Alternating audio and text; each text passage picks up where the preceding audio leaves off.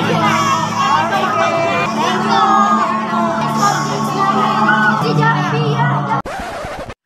guys! Ayan, nandito si Jen and si Daddy Raul and si Mami Nisa. Ayan, thank you so much po.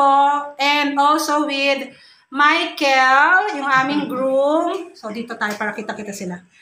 Yan. Sila po yung magiging reason kung bakit po tayo makakapagbigay ng another blessing. Maraming salamat po.